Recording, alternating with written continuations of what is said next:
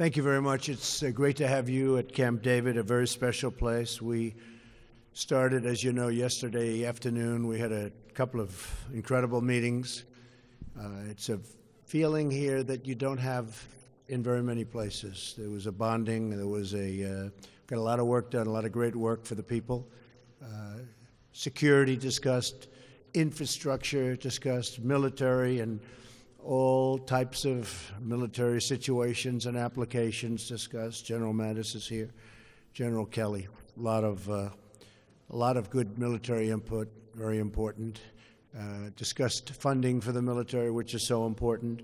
We also obviously went into budget, so we went into DACA and how we're going to do, and we hope that we're going to be able to work out an arrangement with the Democrats. I think it's something that they'd like to see happen. It's something certainly that I'd like to see happen.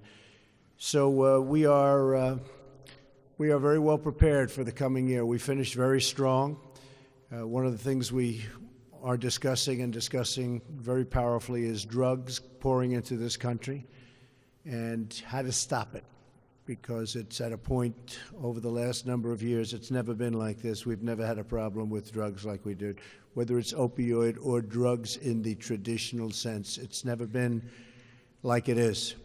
And we are going to do everything we can. It's a very difficult situation, difficult for many countries, not so difficult for some, believe it or not. They take it very seriously, and they're very harsh. And those are the ones that have much less difficulty. But we are going to be working on that very, very hard this year, and I think we're going to make a big dent into the drug problem.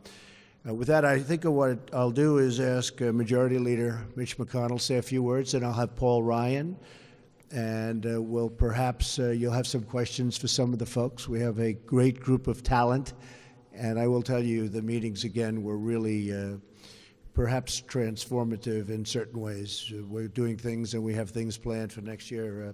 One of the things Mitch said, and he said it very well, was it's going to be tough to beat the year we just left, because what we had last year was something very special, especially to cap it off with the tremendous tax cuts and tax reform. And don't forget Anwar, and don't forget the fact that the individual mandate, such a horrible thing for so many people, was terminated. So it's very, very tough. But I'd like to ask Mitch, come up, say a few words, please. Well, thank you very much, Mr. President. As you suggest, last year would be a tough year to top. If you are like those of us here at the podium, you'd like to see America be a right-of-center country. From a right-of-center point of view, 2017 was the most consequential year in the many years that I've been here in Congress. The President's spectacular nominee for the Supreme Court, 12 circuit judges, the most in the first year of any president since the circuit court system was set up in 1891, not to mention deregulation, and then topping it off with the most consequential boost to our economy through this tax reform bill was an astonishing year. But it's time to look forward. And Mr. President, I want to thank you for inviting us all up. We had a great planning session for 2018. We hope that 2018 will be a year of more bipartisan cooperation. The President's agenda, much of which he just referred to, are things that we believe there'll be a significant number of Democrats interested in helping us accomplish. And so, Mr. President, thanks for the opportunity to be here. We're excited about the new year and ready to get to work. Thank you. Mr. President, I want to thank you for inviting us here to Camp David. I'm particularly pleased with the fact that we had an extremely productive conversation with the President and his team yesterday about how we go forward in 2018. We have big things to do for the American people. We're excited about getting to work on that. And as both the President and the leader said, we had historic achievements in 2017 that we want to build on.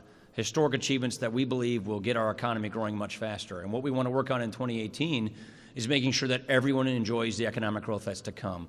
We have people who are sidelined in society that need to get out of poverty and into the workforce. So we want to focus on making sure that we can close that skills gap, that opportunity gap, so that everyone can get the kind of life and the career that they can get in this country, that tap their potential.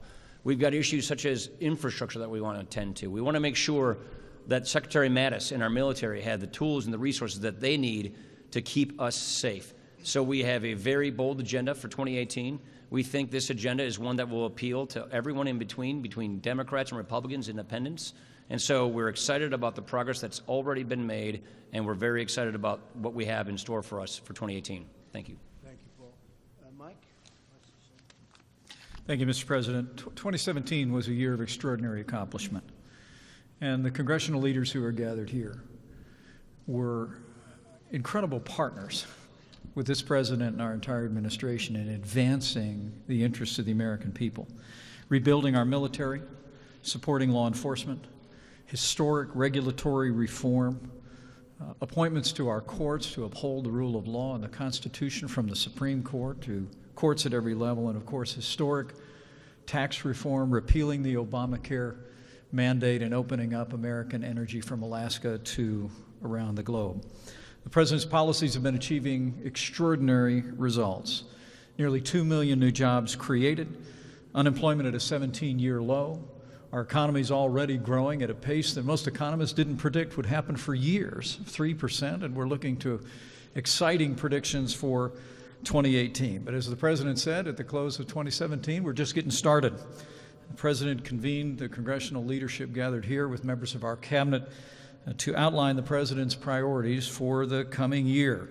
Those include a budget agreement, an investment in our military to truly rebuild and make the strongest military in the world even stronger still. Immigration reform and enforcement, the construction of a wall and border security, as well as dealing, as the President just said, with the issue of DACA. We truly do believe that there are opportunities after our discussions this weekend for bipartisan work on a broad range of issues, from infrastructure to workforce to vocational education. And I can say I'm even more confident after this weekend's discussions that with the President's leadership and with the strong leadership in the Congress, we're going to keep delivering for the American people in 2018, and we're going to create a stronger and more prosperous America. Thank you very much, Mike. Any questions for the group? Yes.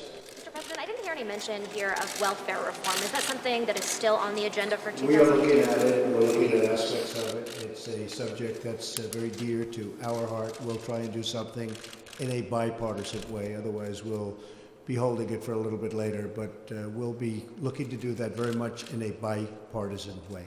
We can. Yes. Mr. President, you were talking about the policy issues that you all were focusing on the last few days here at Camp David, but this morning you were tweeting about your mental state. Why did you feel the need to tweet about that this morning? Well, only because I went to the best colleges, or college.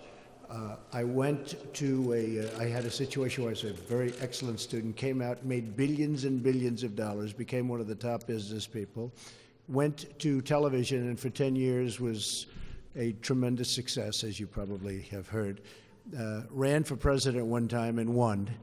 And then I hear this guy that doesn't know me at all. By the way, did not interview me he said he interviewed me for 3 hours in the White House. It didn't exist, okay? It's in his imagination.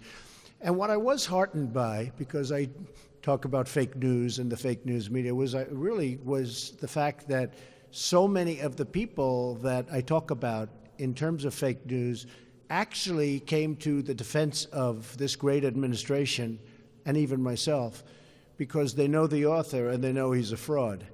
And when I saw some of the people say, and you look at some of his past books, he did a book on Rupert Murdoch. It was a terrible expose, and it was false. So much of it was false. I consider it a work of fiction, and I think it's a disgrace that somebody's able to do something like that. The libel laws are very weak in this country. If they were strong, it would be very helpful. You wouldn't have things like that happen where you can say whatever comes to your head. But just so you know, I never interviewed with him in the White House at all. He was never in the Oval Office. We didn't have an interview. And I did a quick interview with him a long time ago having to do with an article. But I don't know this man. I guess Sloppy Steve brought him into the White House quite a bit, and it was one of those things. That's why Sloppy Steve is now looking for a job. Okay, who else do you have? Yes. Follow-up. Well, Mr. President, the meetings now between South Korea and North Korea, the discussions, Hope it works out. I was going to ask, are you comfortable that this will remain just about the Olympics? Are you? Well, I think so. I spoke with the president, as you know, with President Moon of South Korea. He thanked me very much for my tough stance. And, for 25 years, they haven't been using a tough stance. They've been giving everything. When you look at what Bill Clinton did, and you've seen the famous clip where Bill Clinton wants to give him everything, and where I said years ago with Russert on Meet the Press, many years ago, I talked, I don't think anything's changed. You have to have a certain attitude, and you have to be prepared to do certain things, and I'm totally prepared to do that. But President Moon called me, and we had a great discussion a couple of days ago, and he thanked me very much, and I hope it works out. I very much want to see it work out between the two countries. I'd like to see them getting involved in the Olympics, and maybe things go from there. So I'm behind that 100%. He actually thanked me. He said, and a lot of people have said, a lot of people have written that without my rhetoric and without my tough stance, and it's not just a stance. I mean, this is what has to be done, if it has to be done, that they wouldn't be talking about Olympics, that they wouldn't be talking right now. That they're not also taking the conversation beyond the Olympics while he... Well, I hope they do. I hope they do. I would love to see them take it beyond the Olympics. We have a very good relationship with South Korea. I would love to see it go far beyond the Olympics, absolutely. And at the appropriate time, we'll get involved. But I like the idea if they're dealing on the Olympics, that should be between those two countries. Yes. Mr. President, did you ask the White House counsel to ask Attorney General Sessions not to recuse himself from the Russia investigation? Everything I've done is 100% proper. The story, by the way, in the Times was way off, or at least off.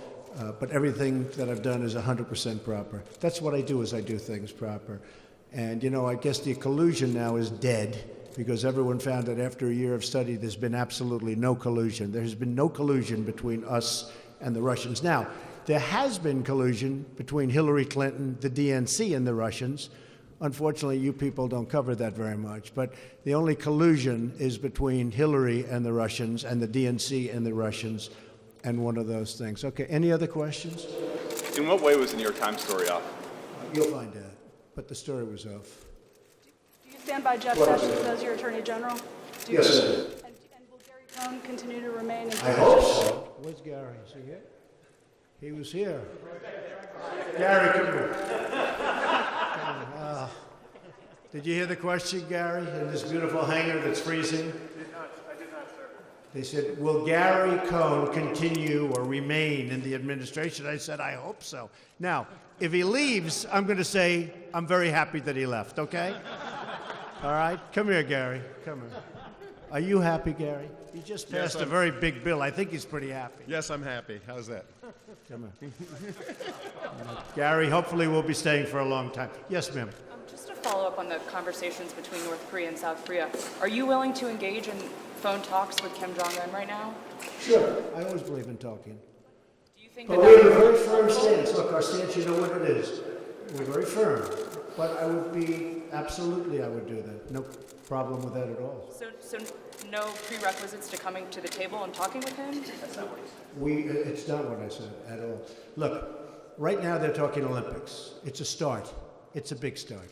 If I weren't involved, they wouldn't be talking about Olympics right now. They'd be doing no talking, or they would be much more serious. He knows I'm not messing around. I'm not messing around. Not even a little bit. Not even 1%. He understands that. At the same time, if we can come up with a very peaceful and very good solution, we're working on it with Rex, we're working on it with a lot of people. If something can happen and something can come out of those talks, that would be a great thing for all of humanity. That would be a great thing for the world. Very important, okay? President, Yes, sir. do you plan on involving yourself in Republican primaries? And Yes, I'll be very much involved. on the side of In fact, that's incumbents? one of the reasons, hard to believe, my poll numbers have gone way up. You'll have to explain that to me someday. But I will tell you, they've been explaining it to me, but they want me to be involved, and we're going to be very involved. In fact, not only with the Senate, also with the House. And protecting incumbents, so will you, Protecting incumbents and whoever I have to protect. Look, you back we challenges? need more Republicans. We have to have more Republicans. With that being said, I think we're going to go bipartisan. I think we're going to have some really great bipartisan bills. But we need more Republicans so that we can really get the rest of the Make America Great Again agenda passed. And so I will be actually working for incumbents and anybody else that has my kind of thinking. And I think that's going to happen. We're going to make a lot of trips. We'll be very involved. I think you folks are going to be very happy because you're going to be doing a lot of traveling. so that includes some challengers to incumbents too? I don't see it. I don't see that happening. I don't see that happening at this moment. No, I think they've sort of scattered. We had somebody that lost us, the state of Alabama, and I think, as far as I'm concerned, that was a shame that that was lost. It should never have been lost. And look, with it all being said, we have the right policy, we have the right everything. You still need a good candidate. If you don't have the good candidate, you're just not going to win. So we should have never lost Alabama. Shouldn't have happened. Okay, any other questions? Yes, ma'am. Mr. President, can you lay out, I know that you guys released a very long list of requirements, things that you wanted to see on immigration tied to a DACA fix. But can you explain to us right now? Well, I can exactly- just say some of the what exactly basics. do you need? I can say some of the basics. We want the wall. The wall's going to happen or we're not going to have DACA. We want to get rid of chain migration. Very important. And we want to get rid of the lottery system. In addition to that, we want some money for funding. We need some additional border security. These are great people, and we need some border security. We need ICE. But we want to make sure that in terms of what we want, and we want DACA to happen. Everybody, I think I can speak for everybody. We want John Cornyn from Texas. We all want DACA to happen. But we also want great security for our country. So important. We want to stop the drugs from flowing in. Very important. So we have to get rid of the visa lottery. You know, the lottery is a disaster. They give you people, in fact, as you know, the person on the West Side Highway that killed 8 people and so badly injured, legs and arms, so badly injured many more, that he came in through the lottery system. And remember this, the lottery is just common sense. They're not sending us their finest, okay? When somebody gets picked in the lottery, we're not getting the best people. So we have to get rid of the lottery system. We have to get rid of chain migration. We have to have the wall. Do you want the lottery and the chain migration aspects in that same piece of legislation? I think it should be in the same legislation, yes. And I think, frankly, the Democrats feel strongly about it, too. I mean, Chuck Schumer is New York. He saw somebody that came in through the lottery system. He saw this man kill 8 people on the West Side Highway that he knows very well and he loves, like I do. I think he's okay with it. I really think we'll have a lot of Democrat support. I hope so. Okay?